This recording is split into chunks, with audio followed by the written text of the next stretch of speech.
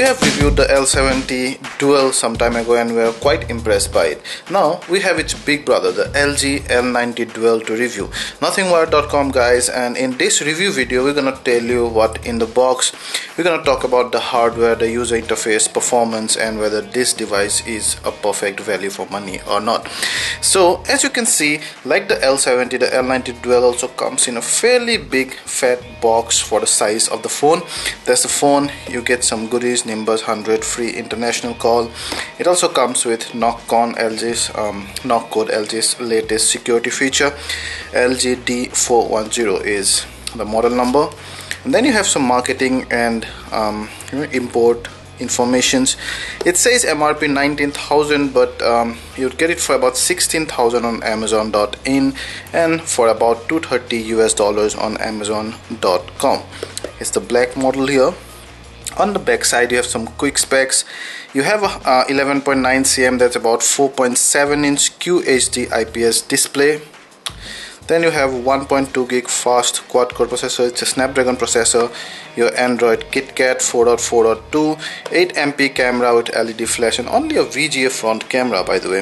2540 mAh battery, dual standby SIM card, and your knock code, Bluetooth, Wi-Fi and whatnot. So let's go ahead and see what's in the box. So on top you have the device, which looks almost identical to the L70, only slightly bigger. And then when you go inside, you'd find the round pin USB wall adapter.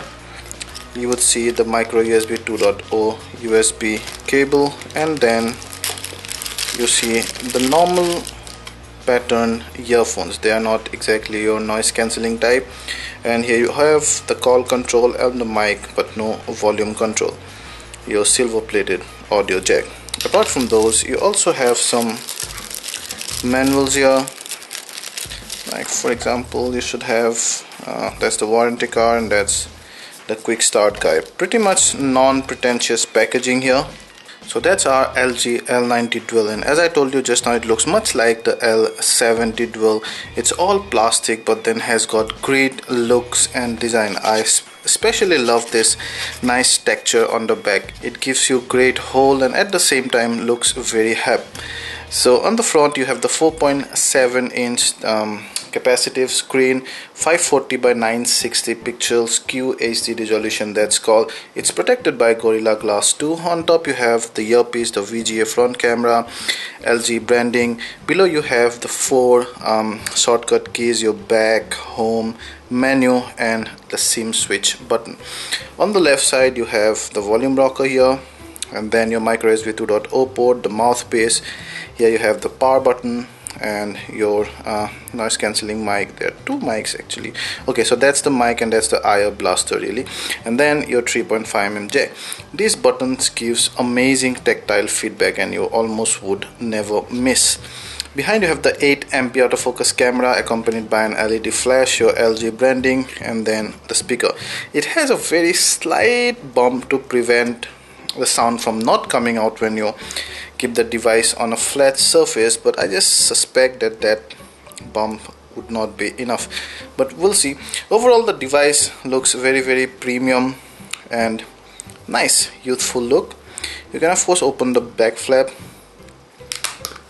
yeah, and like the L70 Dual, this guy is also very thick and rugged. Inside you have the 2540 mAh battery, your dual SIM card slots, one on top of another, both full size, and then your micro SD card slot here.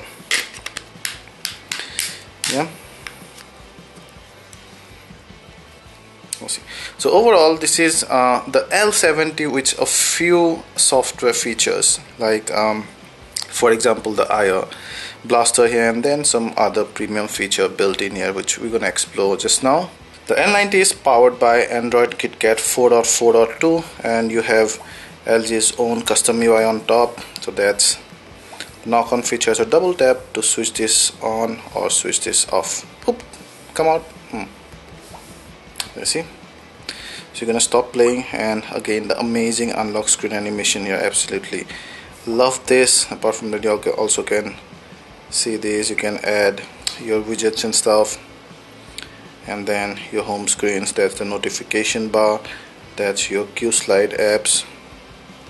You can edit them by here. You can also sort them the way you want them to be. Your quick function toggle bar, you can also edit them just like your quick Q slide apps.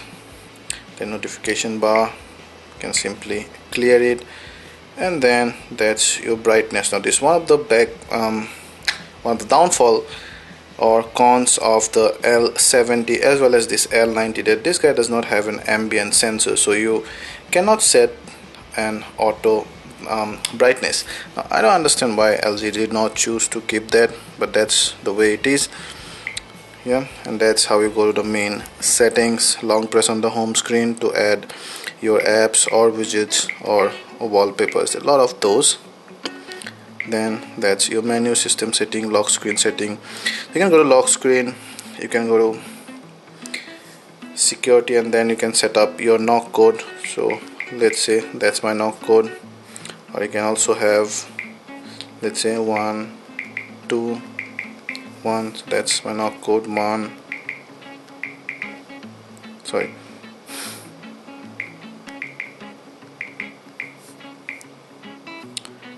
Yeah. So now when you go here and you press anywhere, it wakes up.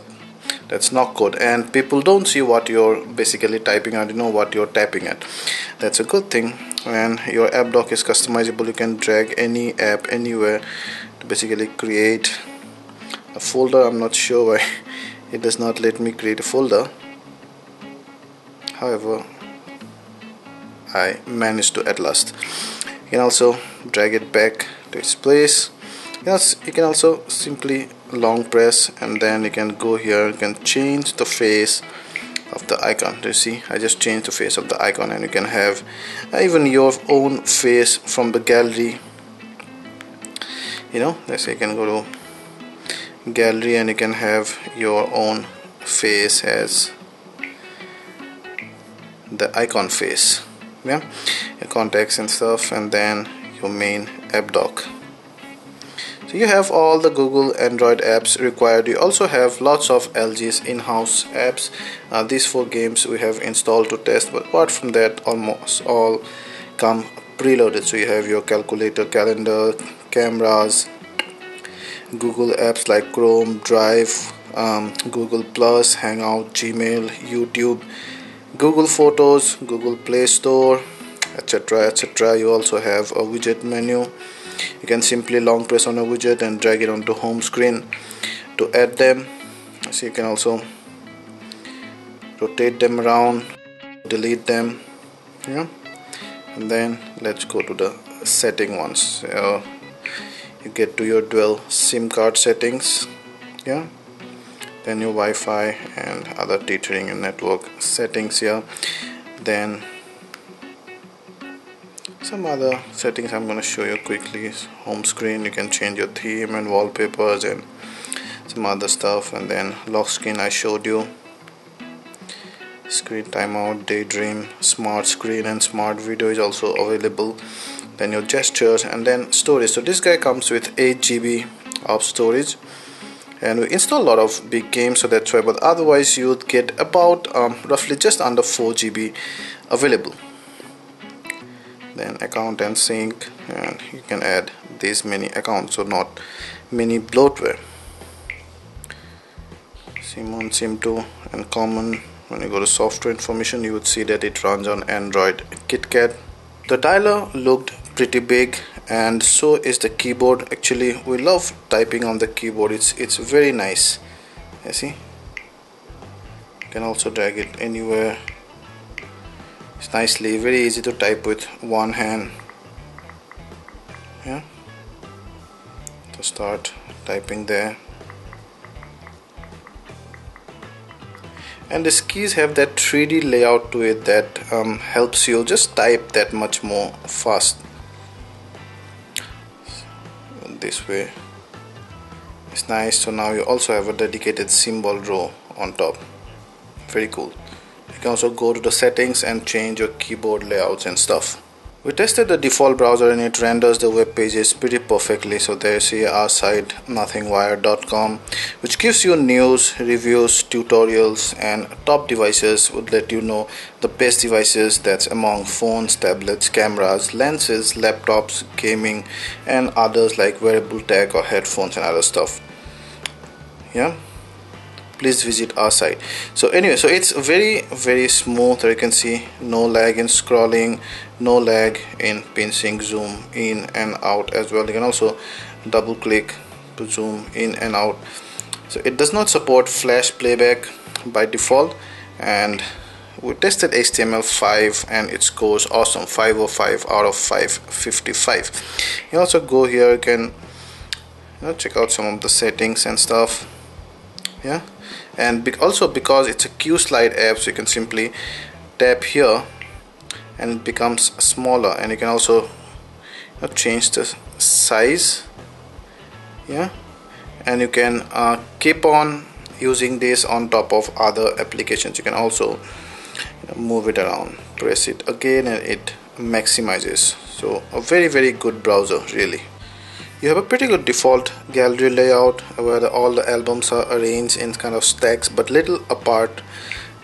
I can see you can also have pictures from your Picasa albums, location and timestamp. That's how you can sort it. You can straight away go to your camera. You can also go to your one album, and there you see the photos are arranged pretty much the same.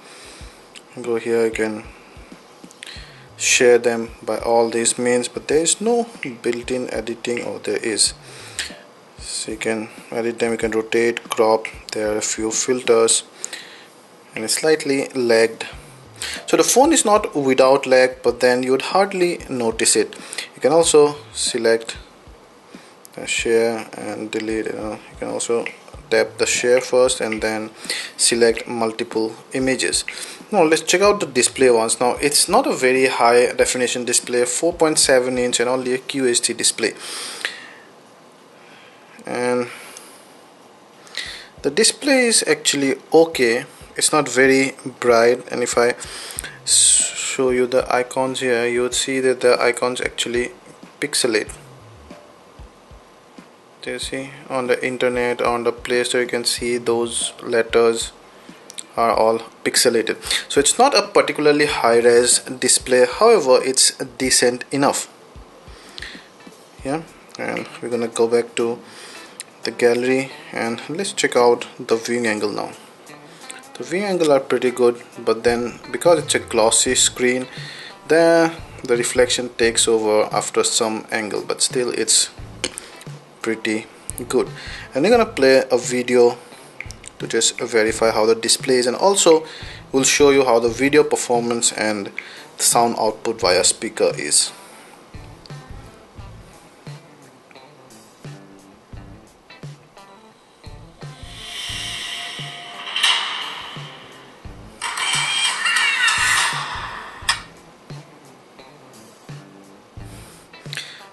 I forgot it has the look away to pause video feature. So the moment I look away, the video will pause. For example, the moment I do this, it's gonna pause because it knows that I'm not looking at it, because the front camera senses. The moment I see this, starts playing again. But it's kind of a little too sensitive. Anyway, so nice viewing angles here. Yeah, you see, good viewing angle, good color reproduction.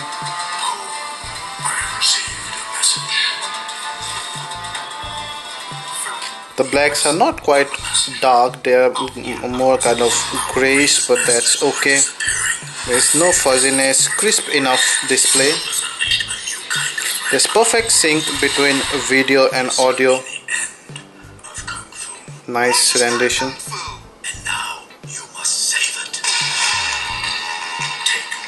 However, the sound output via speaker is not that loud. Of course, it's you can hear it maybe when you're inside a room or something, but then if there are if you're outside, then it would be hard listening to this only via speakers. Via earphones the sound is a little better, but then it's still as devoid of bass as the speakers are. The treble is quite nice though, and because this is also a Q slide app, you see, you can resize the frame. You can also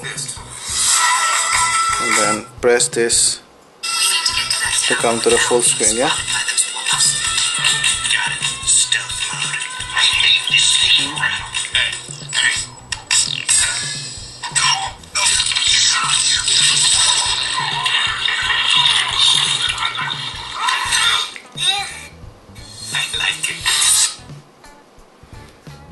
So not very loud, but then the display is decent enough nonetheless. The music app is pretty plain Jane. You have songs, albums, artists, genres. You have folder options, which is a good thing. Let's go ahead and check out music.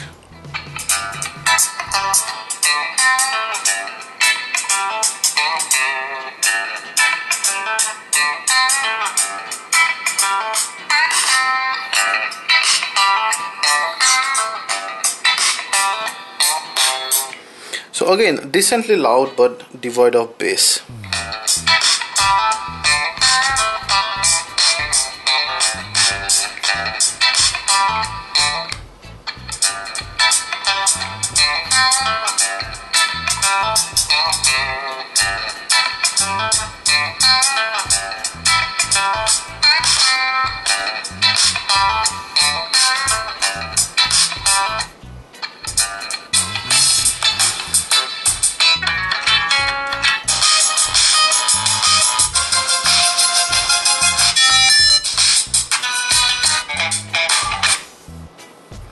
Yeah, so decent sound output, but then not loud enough.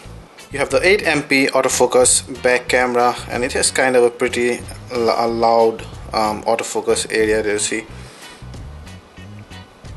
Pretty fast as well.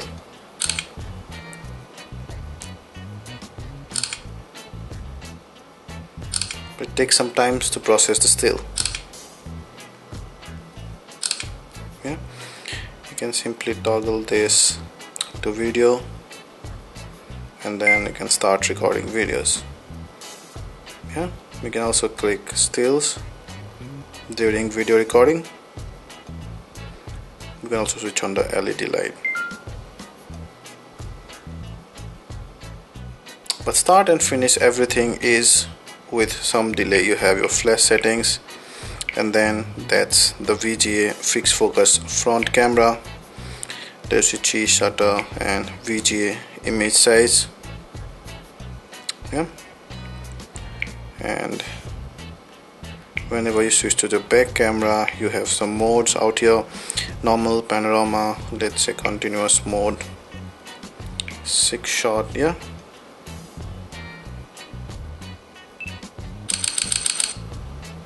only 6 shots.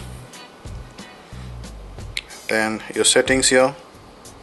So I'm gonna go back to my normal mode so that you can see all the settings. So you have cheese shutter, whenever someone smiles the camera snaps. Your brightness and focus auto. You can also have manual and face tracking. They see 8MP max in 4:3 format. You can also have 6MP. ISO 800, white balance, color, and some other usual stuff. The still quality on the inner flight is decent and good saturation and hue. However, the photos are quite soft, but then that's usual for this kind of a camera. Under low light, if you use the LED flash, it actually kind of gives slightly harsh. If you don't use the LED flash, the photo shows a lot of noise, but then it's decent enough. The videos are likewise.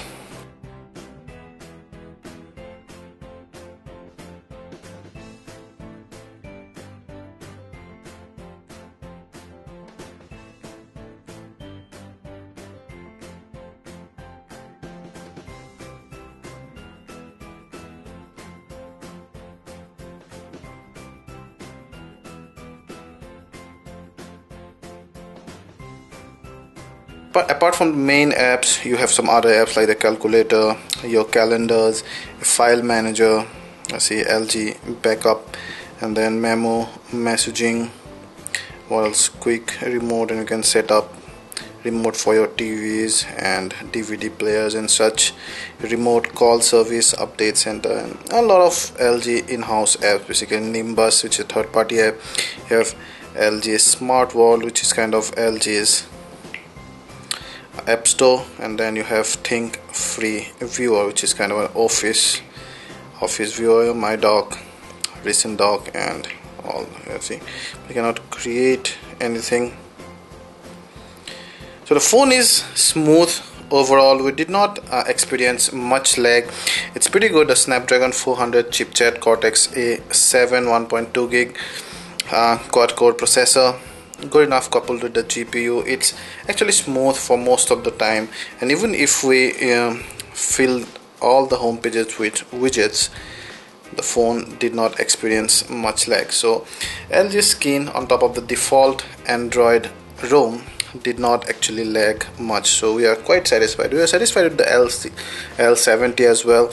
The L90 also impresses us with the smoothness, fastness of its overall UI. Yeah, we tried some gaming then, and let's check out some gaming. So we'll start with Fruit Ninja.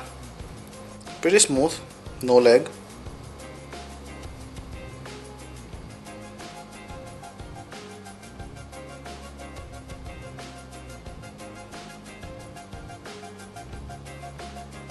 Yeah, so pretty smooth overall.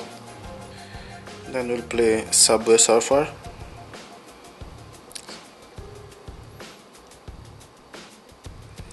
Also pretty smooth.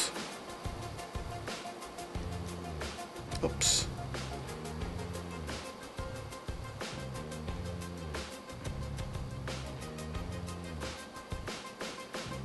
No lag whatsoever. And the GPU does a very good job. You can see all the graphics are very well rendered.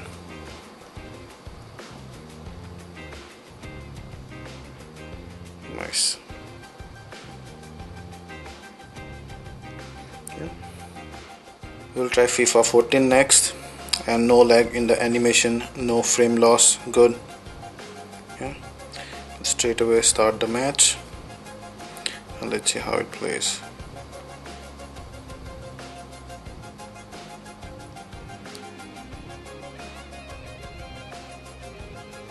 Not bad.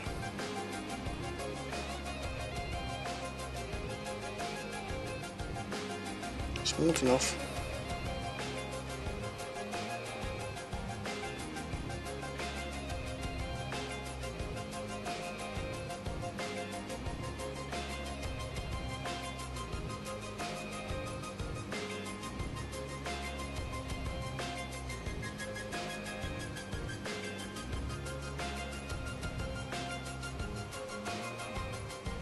And sliding is good. Yeah, it's a good playback overall. Next we've tried playing Dungeon Hunter 4, and that too is pretty well supported. See, no lag. Nice. It's a surprisingly smooth device for the price, really. You have such a heavy customization on top of the stock Android ROM, but still it's very smooth.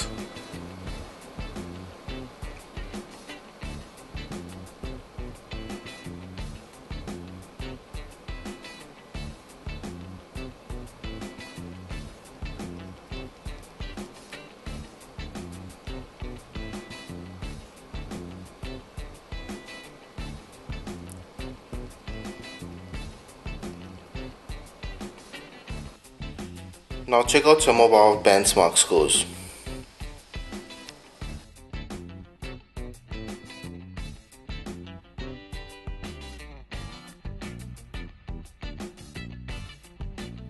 So overall you've seen that the LG L90 Dual is a pretty fast, smooth, and a very cute looking sexy device. Now it comes for about 16,000, which is very aggressively priced. Now some of the good things about this device is, number one is its looks. It looks very premium, and it has very less footprint also, although about 9.7 mm thick, but on the back is so good that you feel like holding the phone. The second thing is that it comes with Android KitKat, that's 4.4.2, that's the latest OS. It also comes with most of the features that you would get with the LG's flagships, like the G Pros and the other flagship that kind of price more than twice. Now generally what manufacturers tend to do is they tend to cut on the features when they give you a mid-range phone. But then not LG here. This could be a game changer for this device. Some of the bad things is, number one, it do not have an ambient sensor, so no auto brightness, you have to manually adjust that. Number two is, well, there's not much actually, graphics and everything is good, but then the speaker output could have been better.